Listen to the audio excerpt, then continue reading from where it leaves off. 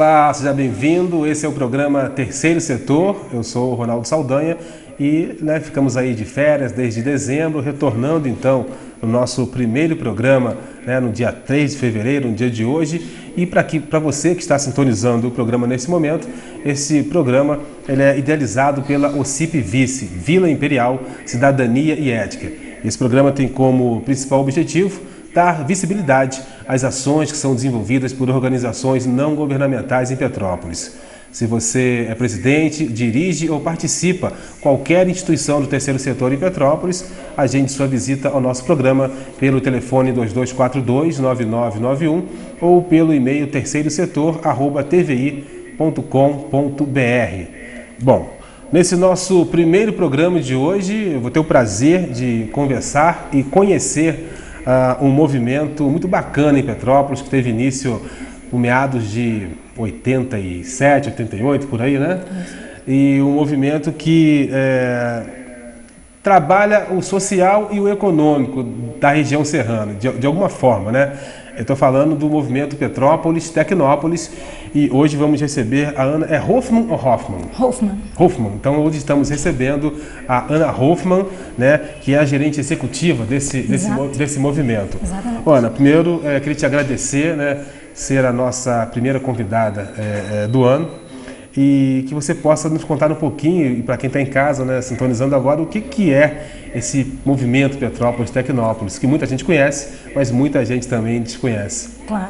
Eu é que agradeço o convite, é uma honra estar aqui com vocês no primeiro programa do ano. O movimento Petrópolis Tecnópolis, como você disse, realmente ele começou em 88, 87, a articulação entre os parceiros do movimento começou nesse período e em 89 ele foi oficializado. O movimento Petrópolis Tecnópolis, diferente do que até o nome indica, ele é um movimento que tem por objetivo trazer empresas de base tecnológica e articular o relacionamento entre os atores deste meio, do setor tecnológico, de toda a região serrana. O objetivo é a geração de emprego e renda na região serrana através da atração de novas empresas e do crescimento das empresas existentes. Olha, eu estava dando uma olhada no site, fui checar um pouquinho para dar uma olhada no site e vi que... Gostou? Gostei, achei bacana demais, porque ele traz assuntos voltados para a área, para o setor, e de diversas empresas parceiras, Eu vi lá, são várias empresas parceiras, e a gente vai chegar lá depois para falar nesse ponto também.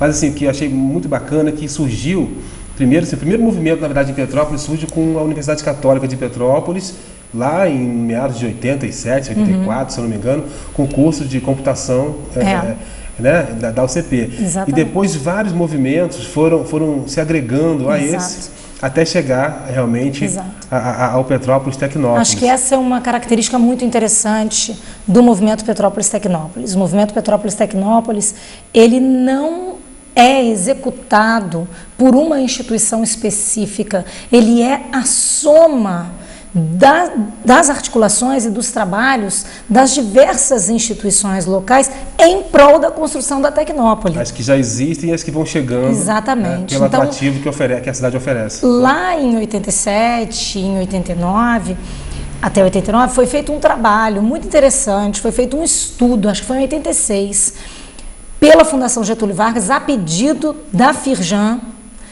e do Sebrae na época, sobre os talentos da região serrana. Na verdade, foi feito sobre os talentos de todas as cidades do interior do estado do Rio de Janeiro.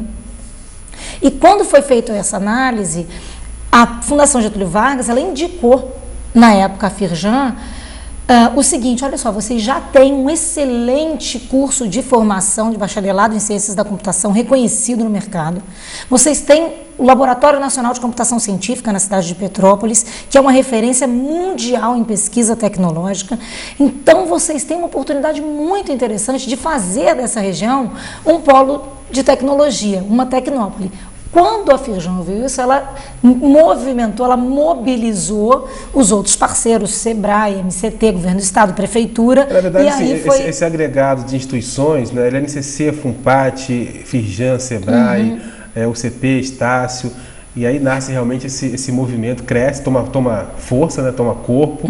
Né? E agora, uma coisa interessante, assim, o que é uma tecnópole? Porque todo mundo fala Petrópolis, Tecnópolis, mas para quem, né? O que é uma tecnópole? Acho que essa pergunta é interessantíssima, porque a gente muitas vezes tem a dúvida entre o que é o parque tecnológico, o que é a tecnópole, o que é o polo de tecnologia.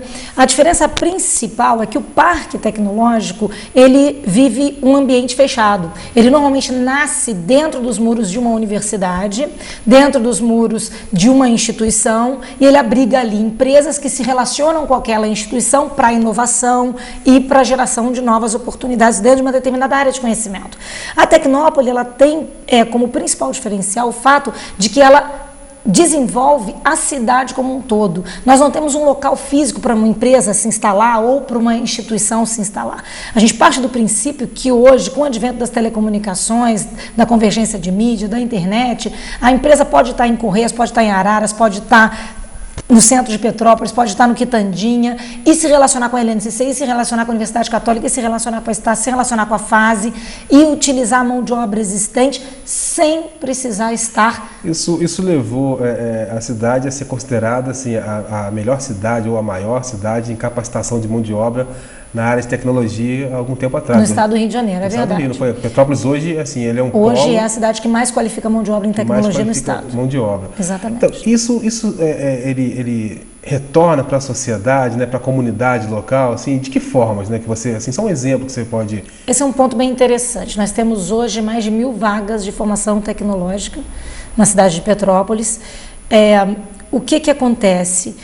Nós, há alguns anos atrás, tínhamos 300 vagas. Essa formação está sendo feita para técnicos, ensino médio, não só para a universidade. Nós trouxemos para cá o Cefet, que é uma instituição reconhecida nacionalmente. Nós trouxemos para cá o CPTI. Aí quando eu falo nós, não é o Movimento Petrópolis Tecnópolis, são as instituições que fazem parte do Movimento Petrópolis Tecnópolis, a Prefeitura num movimento, o LNCC num movimento. Então, quando você traz essa formação, você começa a realmente colocar a tecnologia como uma possibilidade para o jovem. Você pega um jovem que está numa rede pública e ele consegue sair dali e fazer o curso dentro do Cefet, dentro do CPTI, um curso gratuito de tecnologia com uma formação profissionalizante de excelente nível. Nós temos aqui cursos hoje dentro do Senai que foram criados só na cidade de Petrópolis, cursos com residência em software. Especificamente para a região. Para a região, para atender exatamente. A região. E são cursos que nós sentamos com os empresários locais para saber o que eles precisavam de mão de obra. Qual é a necessidade, qual é a demanda. Então, hoje, os alunos estão saindo desses cursos direto para as empresas. Só no ano passado foram geradas mais 400 e tantas vagas, oportunidades de trabalho dentro da cidade de Petrópolis, no setor de tecnologia. Então, isso é muito importante, é significativo. E aí você, então, como gerente executiva desse movimento, como é que é agregar os interesses das empresas, né, a esse movimento e como é que é esse trabalho de atrair novas empresas, né, para a geração de novos empregos também aqui na cidade? Eu costumo dizer o seguinte, às vezes a gente passa por aquele dilema, aquele problema do ovo e da galinha, né? O que vem primeiro? O que atrai uma empresa? De tecnologia principalmente. Quais são os insumos básicos para a geração do resultado final de uma empresa de tecnologia? Mão de obra. Primeiro, pode perguntar para quem você quiser. É o recurso humano, é a qualificação do recurso humano. Então, nós fizemos uma coisa dentro do movimento Petrópolis Tecnópolis com os nossos parceiros que eu acho interessantíssimo. Nós optamos por qualificar primeiro mão de obra, nós optamos por conseguir trazer o Cefet, por conseguir trazer o CPTI, por conseguir trazer o Senai com mais força nos cursos de tecnologia, nós optamos por fazer com que a UCP fizesse parcerias, tivesse parcerias com instituições, com o Cisco, com outras, com cursos dentro da própria UCP. Para quê? Para que essa mão de obra qualificada atraísse os empresários. E os empresários que vieram para cá, as empresas que vieram para cá nos últimos anos, colocaram isso como um grande diferencial. Eles podem, aqui em Petrópolis, eles conseguem falar com o reitor da universidade, com o gerente do Senai, discutir o curso, melhorar o curso para as suas intenções. E isso foi um grande diferencial. Ana, fazendo uma comparação assim, meio que trúxula, meio que grosseira, né? É comparar, por exemplo, o trabalho de um alicerce, quando você faz uma ponte, uma obra pública, e você não faz uma obra que apareça, que tenha visibilidade para o público, né? Esse é um trabalho desse tipo, né? Que às vezes as instituições envolvidas, elas não conseguem demonstrar para a sociedade o quanto está sendo investido em recurso humano. E, assim, eu costumo dizer, um trabalho de formiguinha. Isso, e essa comparação que eu quero deixar assim clara é assim, quando um gestor público ele faz uma obra de visibilidade, o fulano X construiu uma ponte, construiu uma empresa, construiu uma escola, construiu uma biblioteca municipal.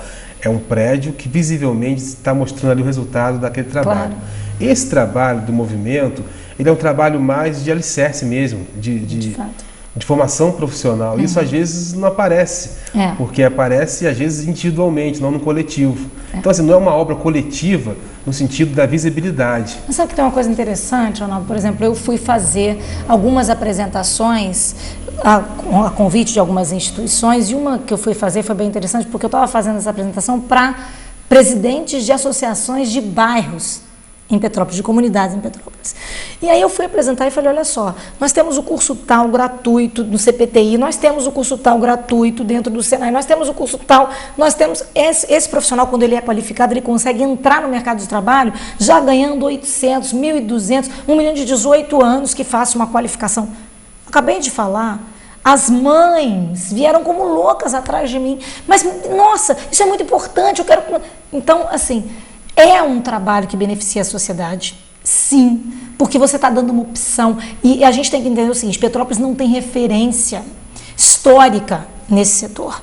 Você pega um rapaz de 19 anos, 18 anos, de 15 anos, ele tem um tio que trabalha no setor moveleiro, um irmão que trabalha no setor de panificação, uma prima que trabalha no setor metalmecânico, uma avó que trabalha no setor de confecção, turismo. Mas dentro da família dele, ele não tem uma referência de tio, avô, parente que trabalha no setor de tecnologia. Essa referência ainda é pequena na cidade. É um pioneiro. Então você tem que fazer com que esse jovem enxergue esse mercado como uma possibilidade.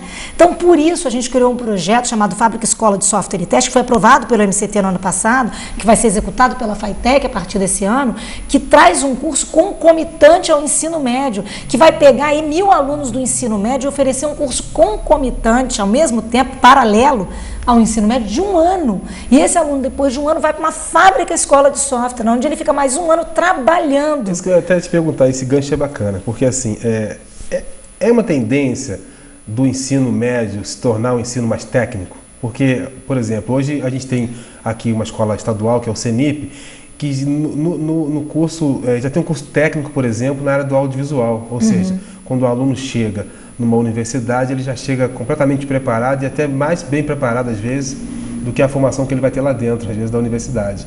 Então, assim, essa tendência assim, de pegar o jovem de 14, 15 até 18, 19 e dar curso técnico, como tem o Cefet, como tem o FUNPAT lá com seus cursos, como tem aí o LNCC, é por aí mesmo? Ronaldo, eu acho complicado a gente falar a palavra tendência, porque para isso acontecer, a gente depende basicamente de vontade política, de ações governamentais. Mas nós temos instituições muito sérias, como o Senai, como o SESI, que estão trabalhando há muitos anos para fazer com que o Brasil entenda que a formação profissionalizante de nível médio é o que move a engrenagem de países como a Alemanha, como a Suécia, como a Holanda, como os Estados Unidos, porque é fundamental. Como buscar o primeiro emprego sem capacitação? É lógico, não, e é fundamental esse profissional, o profissional de base técnica. Então, assim, o que eu acho é que, eu não posso dizer que isso seja uma tendência, mas é uma necessidade urgente. Nós estamos numa situação de, hoje, ter um déficit de 20 anos de não investimento nessa formação. E aí eu concordo com você, realmente não é tendência, é necessidade. Nós temos uma necessidade, uma urgência para que isso aconteça, mas se isso vai virar uma tendência, a palavra a gente tendência, só sabe